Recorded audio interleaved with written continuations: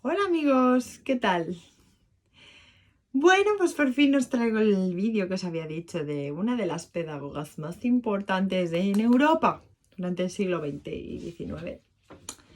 Y que es el de María Montessori, que es el que he dicho tantos estos días en Instagram que lo iba a hacer.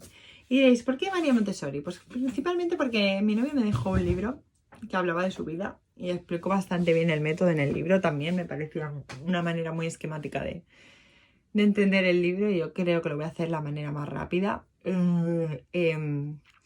posible y breve. Lo voy a intentar, pero durará 30 minutos porque tiene mucho contenido y esto es muy importante, ¿no? Pues me lo he estado preparando, o sea que este vídeo va a ser larguito, ¿vale?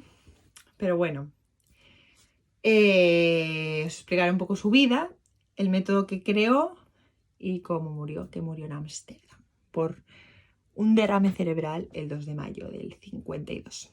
Y cómo nació. Bueno, un poquito de todo, ¿vale? Su método es una de las... su figura en sí, vamos, básicamente. Segundo, porque si estudias educación infantil y primaria, verás que hay muchas escuelas que se apropian de su nombre y en verdad o intentan copiar su método, pero a veces se quedan en una simple copia y entender bien su metodología es muy importante para aplicarla bien. Puedes estar a favor, en contra, bueno, como toda la vida puedes discrepar un poco con su pedagogía, pero es muy importante en este mundo, creo. Además, no es que creas que el sistema educativo está cimentado en su método. La copiaron muchos países y España fue uno de ellos. Entonces, bueno, está copiado hasta cierto punto porque hace una mezcla de pedagogía tradicional y pedagogía moderna que bueno. Y bueno, y también aquí en Barcelona hay muchas escuelas de María Montessori. Voy a intentar ser fiel, a todo lo que he estudiado en la carrera sobre ella. Voy a intentar explicar de manera más clara las cosas. Hay cosas que todavía, pues, porque no tengo tanta memoria, no sé, ¿vale? Pero voy a intentar ser fiel, ¿vale? Bueno, empecemos. Pues María Montessori nació en el 31 de agosto de 1870 en la provincia de Ancona, Italia. Nació en el seno de una familia burguesa. Y bueno, desde pequeña ya su madre creía mucho en ella. Su madre se llamaba Renilde, me parece. Creo. Sí, no. Bueno, y nada, ella era una mujer así muy de carácter. Se ve que en el libro la describen así como una mujer muy de carácter. Y muy estudiosa. ¿Qué pasa? Que en aquella época ella vivió en el siglo XVIII y vivió parte del siglo XX. En aquella época,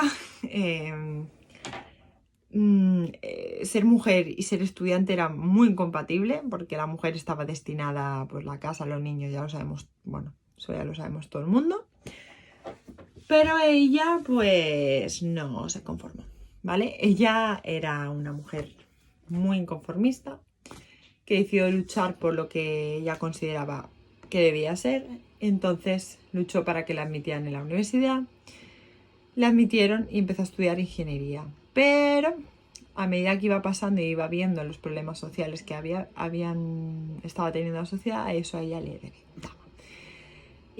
Y no sé si eso, corroborármelo, no sé si al final ella acabó ingeniería o no, eso no me voy a meter ahí porque no lo tengo muy claro. Pero sé que además luego estudió medicina. Y estudió medicina porque ella quería curar los grandes problemas que ella decía que veía en la sociedad, que eran la ignorancia, la pobreza, la desnutrición y los perjuicios. Pensaba que la medicina podría ayudar a curar estos males de la sociedad. Pero a raíz de que fue yendo a centros sanitarios a curar a personas enfermas y también iba a centros que antes eran conocidos como loqueros, ella tampoco se sentía muy cómoda en ese ambiente y decidió que esto no podía ser, que las personas que estaban en condiciones inhumanas, que no les educaban, que estaban como locos, asalvajados, ella a todo esto se echaba las manos en la cabeza. Entonces, bueno, no es que decidió, es que ella pensaba que para curar esto no solo hacía falta medicina, sino que hacía falta educación. ¿Y cuál es la ciencia por antonomasia? En fin, ¿cuál es la ciencia que estudia la educación y cómo se debe llevar a cabo? Que lo hemos dicho en el vídeo anterior, es la pedagogía. Esa es la ciencia social que estudia, ya lo vimos en el vídeo anterior, ¿no? Pues finalmente fue a lo que dedicó su vida y a lo que ella pues dedicó su vida, su personal, profesional, se involucró 100% de lleno. Bueno, un poquito así. Ella era una nómada de la vida, que no se estuvo quieta en ningún lado, la muchacha, era muy quieta ella. Tuvo un hijo con un compañero de medicina, o sea que también, eso no sé, no lo habló muy seguro, me parece que no llegó a casarse con la persona que tuvo al hijo, el hijo se llamaba Mario. Eso no sé que tuvo un hijo que luego la acompañaba a todos los lados y que decidió implementar el legado de su madre. Y sé que es que quería recordar, pero esto no lo sé, hablo desde muy memoria y si estoy equivocada, por favor, decídmelo aquí, que no pasa nada. Porque ya hace meses que me leí el libro y aunque me he repasado cosas de su método y no me he repasado cosas de su vida tan personal, yo creo que no se casó con la persona que tuvo el hijo. Creo que lo tuvo y que creo que acabó bastante malo con él. Pero esto, comentarme, porque esto hablo desde aquí y no lo voy. Uy, ay, que mi desastre de habitación. Con mi ropa tirada. Lo siento. En fin. Yo soy un poco desordenada. Y ahora que no quería que se viera el desorden, dejé la cámara. Pero bueno, es igual, no voy a volver a grabar. Bueno, entonces, ella observaba bastante la sociedad y en aquel entonces en Europa reinaba la pedagogía ideada por Joseph Lancaster, pedagogo con el cual se llevaba a matar. O sea, se tiraban pullas, se hacían críticas entre ellos, eso lo leí en el libro y he flipado. Digo, madre mía, parecía el Sálvame de la época. En fin, es decir, que se hacían críticas de la pedagogía del uno del otro, pero ella, yo ahí estoy bastante de acuerdo con ella, estaba en contra de la pedagogía llevada pues, por Europa, que era una pedagogía basada en la repetición, la memorización, la vigilancia y el castigo, como método de aprendizaje de los niños. Entonces, decía ya, ¿what? No. Entonces, ahí vengo, y ahí es cuando hago la crítica, en plan, muchas escuelas que dicen ser de María Montessori todavía utilizan los métodos de aprendizaje que acabo de decir. La memorización, la repetición, la vigilancia tampoco, pero el castigo, o sea, sí. Y diréis, ¿en qué? Pues, por ejemplo, hay escuelas que dicen que adoptan la pedagogía de María Montessori y estaba en contra del castigo. Y en esas escuelas yo he oído decir que mañana se quedaban sin patio. Esto a María Montessori no le gustaba mucho. No. Así que no usemos su nombre en vano, por favor. O sea, como decía ella, conozcamos bien y luego hablemos. O sea, ella era partidaria de la educación y de la formación para paliar los males sociales. Así que eduquémonos y formémonos. Y si lo formamos, pues lo hacemos bien. Porque hay unas escuelas que llevan su nombre que... Bueno, a ver, sí que decir que aquí las de Barcelona tienen muy buena fama, ¿eh? Las que tienen Escuela María Montessori, me parece que hay una, tiene muy buena fama. O sea, a mí me gustaría llevar a mi hijo ahí porque he oído hablar muy bien de ella cuando tengo un hijo, ¿eh? Pero hay unas que dicen que utilizan su pedagogía, que no tienen su nombre como escuela, pero que utilizan su nombre y lo dicen abiertamente y digo, bueno, discrepo, pero esa es mi opinión. O sea, bueno, dejando a un lado esto, quiero decir que aquí en Pedralbes, en Barcelona, me parece que está en Pedralbes, no lo sé bien tampoco, escribirme aquí si me equivoco otra vez. Hay una que tiene muy buena fama en Barcelona. Y a mí yo quiero que mi hijo se eduque así, o sea que cuando tenga un hijo veremos. Bueno, sigo.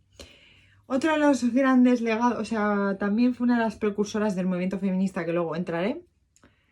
Y también Bueno, con lo que he dicho ya lo podéis intuir, ¿no? Porque la mujer antes era vista como la persona que dedicaba en casa, ¿no? Que estaba en casa. Y a ella no le molaba. De hecho, entonces, a las mujeres sí que era bien visto que estudiaran, pero para maestras. Entonces, a ella eso al principio no le hacía mucha gracia cuando empezó ingeniería, pero luego, mira, la vida, ¿ves? Pero tampoco, porque hizo, aunque luego fue maestra, porque claro, obviamente son carreras como muy ligadas. Aunque luego se dedicó a ser maestra, pero bueno, la vida da muchas vueltas, esto es así. Así que, otra cosa que hizo muy importante María Montessori fue que en el siglo XVIII, bueno, las personas que tenían una discapacidad mental eran personas consideradas como oligofrénicas y que, según la gravedad, pues los clasificaban en idiotas, débiles mentales, imbéciles, tal cual.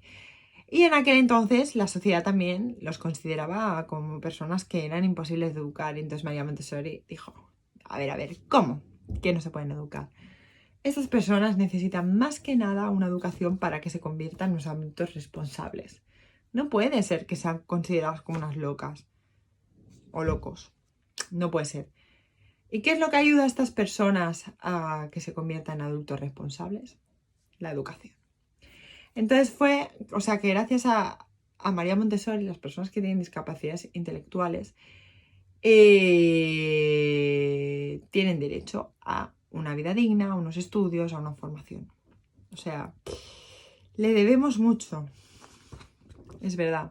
Era partidaria de una pedagogía inclusiva, que abordara todas las clases sociales, incluso las más vulnerables también. ¿Qué más? Entonces en Italia pues trabajó súper duro en atención a los niños con discapacidad, creó centros para educarlos también a niños con discapacidad. Y luego se fue convirtiendo muy famosa y tal que hizo pues 2 charlas sobre... una era sobre la caridad moderna y lo otro, ideada con el feminismo que hablo, de la nueva mujer. Sobre la caridad moderna decía que había que reemplazar la idea de caridad, o sea, la idea que tenemos de caridad por educación a personas con discapacidad. ¿Qué es esto de pobrecitos le damos limón? No. O sea, hay que educar a las personas que tienen necesidades educativas especiales y urgentemente. Ella, vamos, lo ideó. Y sobre la mujer es que, vamos, decir, ¿cómo las mujeres no pueden ni estudiar, ni tener autonomía, depender de un hombre? ¿Qué es esto? Este pensamiento que nosotros ahora lo vemos como normales, sabemos de sobra que en el siglo XVIII ni de coña. O sea, entonces quería cambiar la visión que se tenía de género de la mujer por una visión positiva. Exacto, que una mujer que podía contribuir al bienestar social, que podía aportar a la sociedad, que no simplemente era un sujeto del hombre, que tenía unos derechos a una formación y a unos estudios y que podían aportar. En aquella época, por mucho que ella hiciera, ella luchó por esto, pero yo creo que por eso la envidio tanto. O sea, es una mujer que no se conformaba y creo que uno de los males también sociales, esto lo creo yo, es la conformidad. Que las cosas funcionan mal. Pero es que la vida es así, eso también yo lo llevo fatal. O sea, bueno, porque las cosas estén mal, nos tenemos que callar. O sea, esto que me conoce lo sabe. Pero yo no soy científica, soy una mera pedagoga que toca los huevos. Ojalá pudiera hacer algo, pero creo que no tengo tanta inteligencia. Pero bueno, nunca se sabe, ¿no? Algún día me haré famosa, espero. Eso me parece, por eso lo admiro, porque digo, joder, qué cojones, ¿sabes? Le echó a la vida. O sea, hacen falta mujeres como María Montessori. Entonces, pues eso. Entonces, pensaba que, bueno, pues todo que tenía hijos, debían educar a sus hijos para la paz. O sea, también dio mucha importancia a las relaciones existentes entre la medicina y la pedagogía. ¿Para qué? Pues para elaborar estrategias educativas que ayudaran al niño a una integración social. Eso es importante también, es verdad. Porque las actividades y todo lo que un pedagogo pueda diseñar tiene que ir ligado a las necesidades del niño, a las problemáticas del niño, o niña, o persona, no solo niño, es que hablo de niño porque yo, como soy educadora infantil, barro para casa.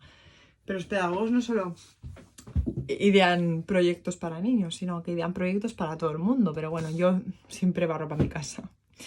Porque yo soy muy niñera y me gustan mucho los niños, y como estudio educación infantil, entonces ya parto de la base de educación infantil, siempre tiro para niños. Pero cuando hablo de niños, hablo de personas también, ¿eh?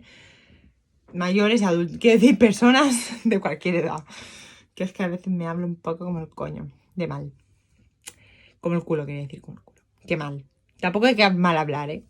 Pasa que yo aquí ya como estoy en confianza, pues mal hablo. También para hacer un poco divertido esto, porque si no, menudo truño. Pues si estás estudiando María Montessori y tienes algo que hacer, ¿ves? Así te lo aprendes de manera divertida por si tienes un examen. En fin, sigo con mi rollo. María desarrolló, pues eso, su método didáctico. Y su método estaba basado en el crecimiento personal, en que las personas alcanzaran su máximo potencial a partir de cubrir sus necesidades esenciales, importantes. La necesidad, y una sobre todo muy importante, es decir, María ideó su método también basado en la importancia que tiene la libertad de la persona para aprender sin límites. Sin límites.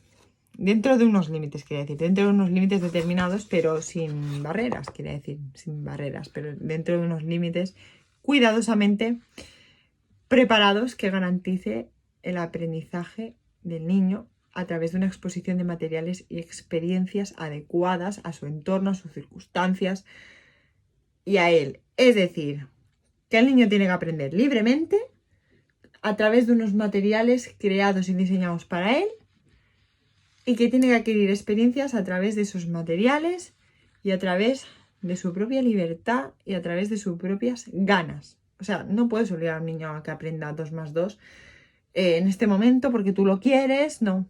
Ha de ser el niño el que explore, el que vea y el que vaya averiguando y vaya incorporando experiencias por sí solo. Entonces, las características importantes del método. Se ha de basar en un enfoque integral del niño. Parece que estoy haciendo una expo. Mola. En fin, el enfoque integral del niño. María dividió el desarrollo curricular en 3 etapas. Es decir, pensaba que el currículum del niño debía estar adaptado a estas 3 etapas. Y va de la siguiente manera. Del 0 a los 3 años. El niño tiene una mente absorbente, es decir, adquiere experiencias a través de los sentidos y a través de vivir, simplemente de existir, de estar en un entorno que él pueda ver, que él pueda explorar. A partir de ahí el niño adquiere conocimientos. Empecemos, exacto. Y una independencia, es decir, deja solo al niño que toque, que experimente, que juegue. Y él, con sus propias experiencias, irá adquiriendo conocimientos. Vale. Luego, la segunda etapa es de 3 a 6 años, ¿vale? De 3 a 6 años también se divide en 4 áreas de trabajo, que es la vida práctica 1, creo que era, ¿ves? La vida práctica 1, es decir, el niño aprende a través de las actividades que va adquiriendo en el entorno en que la habitan. Empieza a coordinar los movimientos, a explorar el entorno, desarrollando así autoridad, la capacidad de concentración. Dice aquí, esto lo voy a leer, ¿eh? Los niños aprenden a realizar una tarea de principio a fin, desarrollando así su autoridad, la capacidad de concentración y la confianza en sí mismos. Es decir, que en función de lo que van haciendo, pues se van dando cuenta de cómo funciona el mundo, ¿eh? Empiezan a adquirir confianza en sí mismos, en que pueden hacer según qué cosas. Entonces es muy importante no limitar el aprendizaje del niño. Y ahora entraremos esto en la figura del adulto. La figura que María Montessori le da al adulto dentro de su método, ¿vale? Luego, sensorial. Pues que los niños aprenden a través de materiales diseñados para ellos. Y luego también entraremos ahí. Es decir, el olor, el tacto. ¿Qué más? Exacto, los materiales pues le permiten encontrar un orden y un sentido al mundo que le rodea. y elevan así pues la capacidad de percepción, favorecen la observación y un sentido de admiración por todo lo que le rodea. Es decir, que a través de los sentidos aprende el mundo y adquiere las experiencias. Y luego también del lenguaje, que empieza a desarrollarse, es decir, empiezan a entender que esto es un boli y se le dice poli. Empiezan a ligar las palabras con las cosas, es decir, empiezan a saber que esto se le llama boli, que esto se le llama rotu, ¿sabes? O sea, pequeñas cosas que ella va sabiendo qué son y qué nombre tienen. Aprenden lenguaje y se enriquecen de él. Y la matemática, ¿cómo?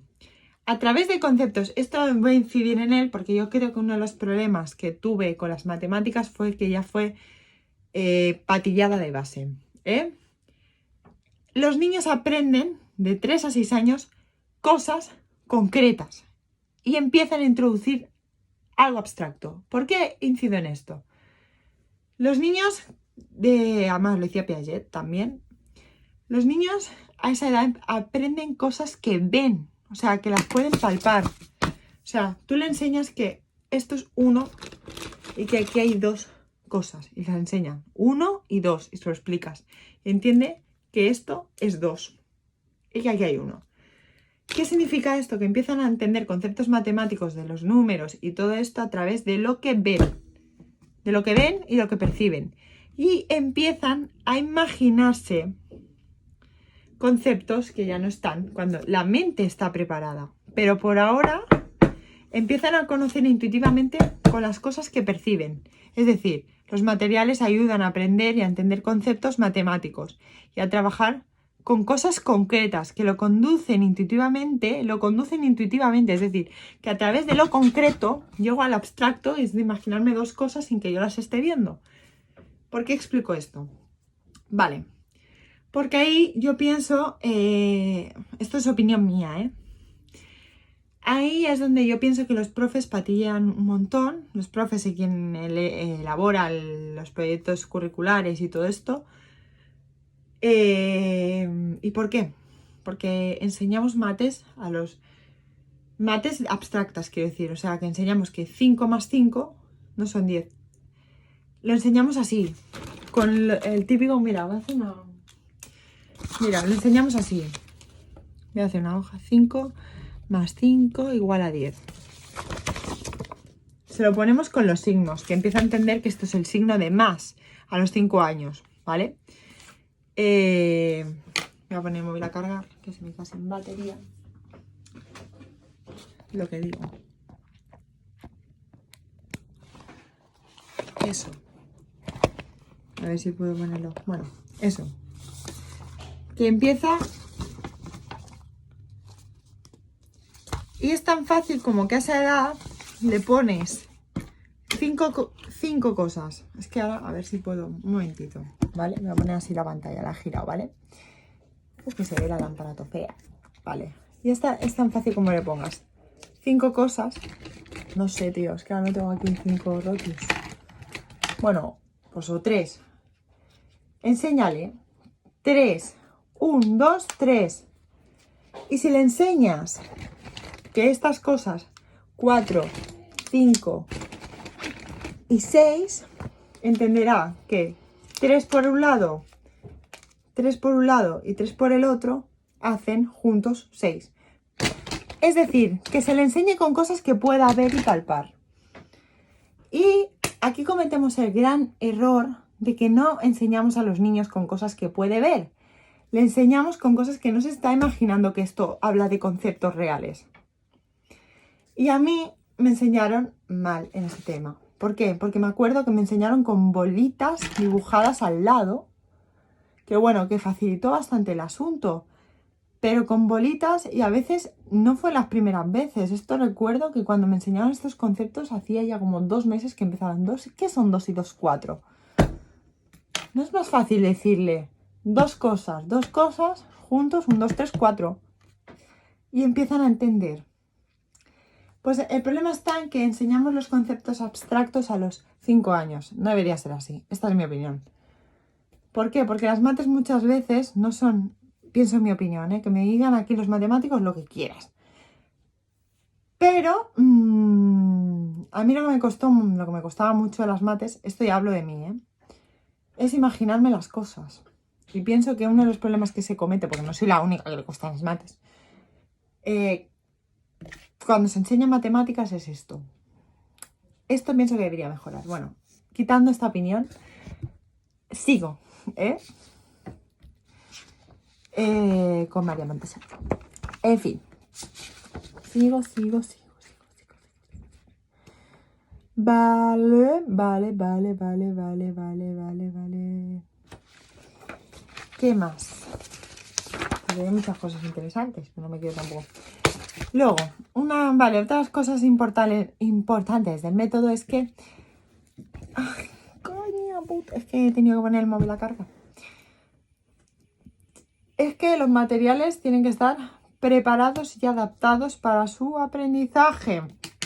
Es decir, proporcionarles materiales con los cuales ellos puedan manipular fácilmente, no tengan dificultades y creen un ambiente seguro y positivo. Es decir, si el niño mide 2 centímetros, no puedes ponerle un escritorio de 3 metros, ¿vale? Entonces, todo en relación a él ha de estar adaptado a su altura, a sus capacidades tanto físicas como emocionales. Por eso sí que pienso, ser honesta, que esto sí que se ha cumplido. O sea, todas las aulas tienen el material adaptado, tienen el material con pues, lo típico de los nenes, de una mesa pequeñita, con sus sillas, todo esto. Sí, una clase de niño de P5, pues se ve de nene o no. Se ve de niño con sus mesas bajitas, sus sillas adaptadas a él. Yo creo que opinión. Esto también es mi opinión. O sea, creo que se ha cumplido bastante. El adulto como mero observador y guía, bueno, no. ¿Por qué? Porque cuando ya se diseñan los currículums, ya se programa que tiene que aprender este curso. En el momento que hacemos esto, la libertad ya queda oprimida a un currículum. O sea, es así. En P5 y en P4 yo creo que esto debería un poco... ¿Qué más da que sepan sumar o restar a esa edad? O sea, con 4 años. Es que yo creo que lo importante es que aprendan con 6, creo. A leer. Bueno, pues a leer en P5 sí me parece adecuado, porque entienden el lenguaje, entienden los conceptos, entonces es más fácil ir introduciendo la... No sé, pero esto es máximo mi opinión. Yo pienso que las matemáticas deberían empezar a estudiarse cuando empiezan primero de primaria. O sea, en primero de primaria deberían empezar 2 más 2, 3 más 3, pero con cosas abstractas todavía. Y en P5 a leer. A ver, que entiendan el concepto de 1, 2, 3. Yo creo que eso se aprende cuando haces incluso los años. ¿Cuántos años fas? 1, 2. Pues eso... Yo creo que van entendiendo ahora que 2 más 2 son 5, 3 por 2 son 4. Eso creo que ahí es donde yo discrepo. No sé, yo me aprendí las tablas de multiplicar en segundo de primaria. Bueno, mi padre me las cantaba. Recuerdo, eso lo tengo que decir. Mi padre me las cantaba por las noches para dormirme. Que era como 2 por 2 son 4. ¿Qué es esto? ¿Sabes? Pero yo creo que fue una de las cosas de matemáticas que me aprendí. De las pocas. Aprobaba con facilidad de mates, porque luego, vamos, sacaba más ceros en mates que... La verdad. Bueno, estábamos hablando de lo del adulto, pues eso, el adulto simplemente guía, observa y ayuda al niño a que aprenda que se produzca, a que se produzca el aprendizaje de manera adecuada, ayudándolo a crear una disciplina interior, es decir, a que pueda el niño saber qué tiene que hacer, cómo, y el adulto simplemente está como observa, corrige lo mínimo, interviene simplemente en caso necesario. ¿Viable? ¿Muy viable esto? Bueno, si es viable en P4, yo pienso que en P3, P4, P5 es totalmente viable. Para eso están los juguetes libres, juego libre, ¿sabes? O sea, no sé, sí, yo sí que pienso que es viable.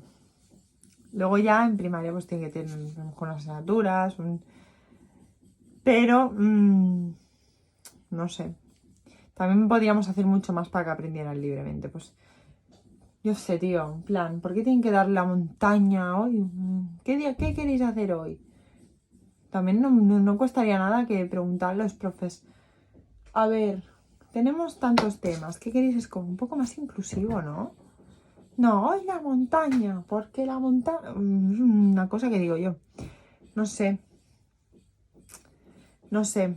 Pero sí que es verdad que, por ejemplo, cuando se trata del calendario espaciotemporal, que también ella creó un método para entender el espacio-tiempo, sí que sigue bastante la línea María Montessori cuando hacemos el calendario de es 30, avui que fa núvol, no sé qué. Eso sí que está bastante bien ideado y bastante bien. Hay cosas que sí que es verdad que el sistema educativo cumple muy bien de María Montessori, como por ejemplo lo del material, bastante logrado, la verdad. También lo del método de la lectoescritura, es un método en el cual pues indica cómo los maestros tienen que enseñar a leer a los niños, pero los niños han de aprender libremente, es decir, que creas, por ejemplo, el tema está en que pongas, por ejemplo, una cosa que sea una L y el niño pues te da curiosidad y pregunte. Esto es lo que María Montessori defendía bastante. Entonces tendrá curiosidad, preguntará y el adulto le ayudará a formarse. Eso es lo que María Montessori defendía. Depende cómo se emplee. Bueno, yo pienso que a leer y escribir no fue una de las cosas que... Pero sí que es verdad que si pones deberes en plan, ponle que haga un librito de lectura, pues muy libre no es. ¿Vale? Bueno, entonces... Vale. Habíamos hablado del periodo de 6 a los 12 años. ¿Qué más? Bueno, cuando hablaba del enfoque integral,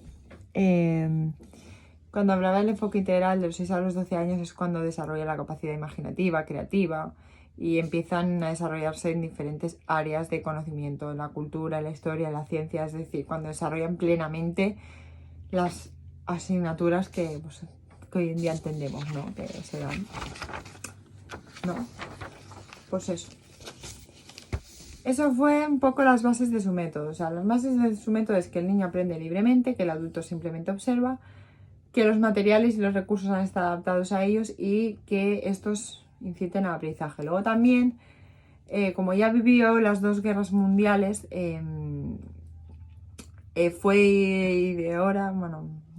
fue, digamos, una de las precursoras de la educación por la paz, ya lo he dicho antes, es decir, el niño tiene que ser educado para fomentar el bienestar y la paz y el buen hacer social y evitar así pues las guerras. Luego su método fue muy envidiado en todo el mundo, es decir, la intentaron copiar, se apropiaron de su método. Ella fue muy nómada, ella se fue a Italia muy jovencita, vivió en Estados Unidos, vivió en España, vivió en Barcelona.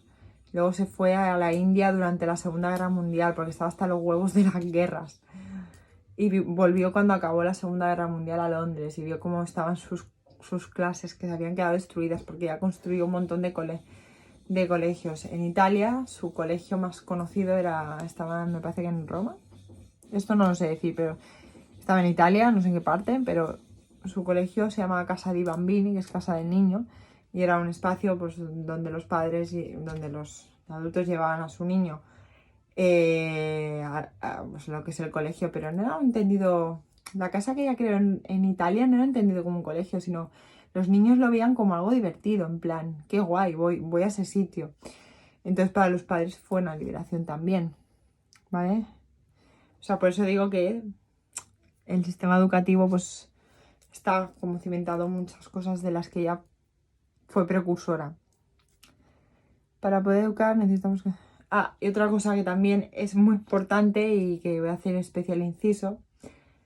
Una de las frases por las cuales era muy conocida ella era: para poder educar necesitamos conocer a quienes vamos a educar. Es decir, tú no puedes, por mucho que tú tengas un currículum planteado, si esa persona o esos niños, esos días, no quieren, o sea, no pueden o no tienen ganas, tienes que adaptarte también a las necesidades de los niños. Y esto pienso que no, porque hay un currículum que dar, y hay que dar el currículum. Y pienso que son muy pesados los profes con ese tema. Muy bien, hay un currículum que dar, pero es que estás tratando con personas. Entonces, si esas personas ahora no van a aprender 2 más 2, 4, porque tú te pongas, no lo van a aprender porque no están por la labor. Te tienes que adaptar a lo que ellos sientan y piensan en cada momento. Eso es lo que hacen los profes. Deberían hacer eso los profes. ¿Se da? A ver, yo he de decir también que yo carezco de experiencia. Imagino que no debe ser fácil el estar con 25 niños, días y días también, en que intentes estar por los niños, pero luego tengas ahí al gobierno o al que tienes encima diciéndote que tienes que dar este currículum. Entonces pienso que es no de los profes, sino que es un problema del sistema en general, ¿sabes? Que no quiero que los profes digan, sí, claro, pero es que tengo que es verdad, tienen una persona pesada que les dice, tienes que hacer esto. Sí, es verdad. Pero hay que hablarlo. Y que es un problema no de los profes, sino del sistema en general, ¿sabes? Yo creo que hay muchos profesores seguro que intentan que se dé el currículum, pero también, claro, eso también es una presión. No, lo único que quiero decir es que no echo la culpa a los profes de que la educación vaya mal o ni mucho menos. Es de todo el sistema en sí, ¿sabes? Los profes muchas veces son quienes están ahí apoyando, ¿sabes? Y están por los niños y... Sabes que no voy a ser yo, pero sí que es verdad que profes, y no lo digo a malas, deberíais escuchar también un poquito, ¿sabes? Yo entiendo que a veces es difícil, pero por eso hay falta de recursos también en la educación, ¿sabes? La sanidad también, pero la educación también. Y pienso que nuestra figura, y ahora ya barro para mi casa, debería ser valorada y deberían contratar a pedagogos que ayuden a los profes. Es verdad. Es que somos una figura importantísima. Lo que pasa es que por reducir sueldo no lo hacen. No es lo que decía en el anterior vídeo. Es como... Es que muchos profes podrían hacer muchísimas más cosas con nuestra ayuda. Si no fuera por el puñetero engranaje en los que nos estamos metidos, que es como... Esto ya, by Judith. Y ya está. Yo creo que profes y pedagogos deberíamos ser grandes amigos. Es verdad. Y no, y nada más que esto, y procurar el bien social y ayudaros y diseñaros cosas que podáis implementar en la clase, que podéis hacer, si tenéis algún problema con algún alumno, ayudar, que ese alumno necesita una adaptación curricular, se la hacemos y está el pedagogo para ser de Villa 2, que, ¿sabes? Es que deberíamos ser esto, pero bueno. Mi vídeo va a durar 45 minutos al final, no más. Vale. No sé, Mariana es muy defensora de esto, de educar por la paz y educar para que los niños fueran personas autónomas y autodidactas y que pudieran llegar a pensar por sí solos, que no les dijera a la gente lo que tenían que pensar. Era muy defensora de esto. Y tampoco era contraria a dirigir sus acciones, a castigarlos, a crear como el maestro una figura de autoridad. Era contraria a esto, por eso la gente la quería tanto, porque era como, el niño ha de ser libre, ha de aprender por sí solo. Y de otra cosa, que era bastante también, y Daria, esto es una frase también muy cierta, es que decía, nadie es libre hasta que es 100% independiente. Esto es verdad. O sea, una persona que puede hacer las cosas sola es cuando comienza la libertad. Esto es verdad, ¿no? Lo vemos en la sociedad. La gente que no se puede independizar de casa pues no tiene un duro. Y no es libre, ¿no? Y no eres independiente porque dependes económicamente. Bueno, esto ya es un follón, ¿no? Esto ya es a nivel social, quiero decir. Una persona que no tiene independencia no puede ser libre, es que es así. Tienes que luchar por la independencia. Ahí. ¿No? Exacto. Entonces, lo que decía, que los niños pues han de aprender a hacer sus tareas de manera cotidiana, atarse los zapatos, todo de manera autónoma e independiente. Silencio era crucial. Otra cosa que era muy defensora María era el silencio, crucial para la concentración. Ahí yo discrepo un poco porque hay diferentes maneras y maneras de concentrarse. O sea, hay personas, yo por ejemplo, con silencio nunca me concentro con ruido. ¿Por qué? Pues porque en mi casa siempre he tenido ruido, nunca está en silencio y entonces yo soy incapaz. Yo siempre que estudiaba me ponía la tele, pero bueno, cada persona es un mundo. Ella era defensora de que el silencio se propiciara para la concentración. Bueno, esto ya discrepo yo un poquito, pero esto es figura personal, opinión personal. Bueno, y que nada, decir que su método tiene una base científica, ¿vale? Y entra dentro de la pedagogía científica, ¿vale? Y bueno, que se reúnen todos los saberes científicos. ¿Por qué? ¿Por qué es científico? Porque tiene un objeto de estudio, que es la educación de los niños, tiene una metodología apropiada y coherente con el objeto de estudio, y porque se ha propiciado una solución y porque está también utilizando unos instrumentos para medir la influencia social que generaba su método, y por eso es científico. Es decir, porque tiene un objeto de estudio, tiene una estructura, es coherente con el objeto de estudio y busca permanentemente la construcción y la reconstrucción de conocimiento. O sea, con el método se busca, digamos, conocer una parte de la sociedad, ¿no? Entonces, bueno, a partir de ese método que investigó y creó en 1909, lanzó el libro que quiero leerme de una puñetera vez, que es El método de la pedagogía científica aplicada a la educación de la infancia, donde explica todo esto que he explicado antes. ¿Vale?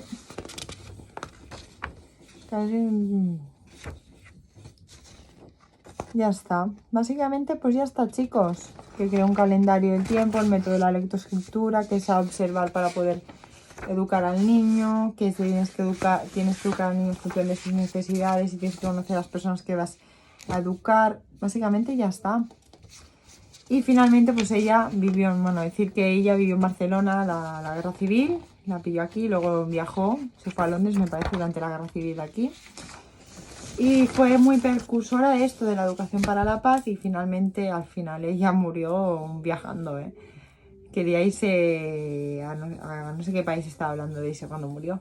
Le dio un derrame cerebral y murió. Creo que murió de eso, si no, escribirme. Y murió el 2 de mayo de 1952. Bueno, tuvo un hijo que la acompañó a todos los lugares y bueno, era una mujer soltera y con un hijo. Eso también que no era conocido eso, ¿eh? Se conoció con los años. Y su hijo murió en 1970, me parece. Creo haber leído eso tampoco. Escribirme si no es así, ¿eh? Y nada más que añadir, señores. Pues nada, que ha sido un placer y que me ha gustado mucho hacer este vídeo. Y que el próximo vídeo que haga no va a ser de una figura o... Creo que por la temática que estamos viviendo ahora, me parece muy... Y lo iba a hacer del TEA, pero me parece muy importante a profundizar en el tema de la socialización y de cómo las personas socializamos y por qué estamos tan agobiados con el confinamiento. Es decir, ¿qué es lo que nos está pasando? Bueno, al menos yo estoy agobiada, pero la importancia de la socialización y todo esto también me parece muy, muy interesante. Lo iba a hacer del TEA, pero no sé. Si no es del TEA, será de esto, de la socialización. Que es importante y por qué es importante. Y qué les pasa a las personas que les cuesta socializar y todo esto. Entonces, bueno, escribirme. No sé, estos son los temas que tengo pensado y también tengo pensado, porque aunque yo hablé del bullying y de mi experiencia con el bullying, también sería interesante explicaros un poco cómo fue mi TFG o cómo se estructura un TFG para las personas que estéis haciendo un TFG. También lo he pensado, así que estos son los temas que estoy barajando. No sé qué voy a hacer, pero espero que deciroslo en breve. Que mucha suerte y que nada, que nos vemos en el siguiente vídeo, dura 3/4 de hora, pero para las personas que hagáis educación infantil y estéis estudiando todo esto, interacción social o lo que fuera, pues entender que esta persona ayudó mucho a las personas con discapacidad, que fue una de las precursoras del movimiento feminista con la charla que dio en Italia, cuando empezó a estudiar pedagogía, que fue una de las defensoras de la mujer autónoma y autodidacta, pero claro, esas ideas en esa época eran cuestión de ser criticadas en minuto que salía a la charla. Pero bueno, que es gracias a esta mujer, pues las mujeres de hoy en día pues podemos trabajar, luchar y todas estas cosas que hacemos porque existió mujeres como María Montessori. Así que por María Montessori. Y nos vemos en el siguiente vídeo. Besos.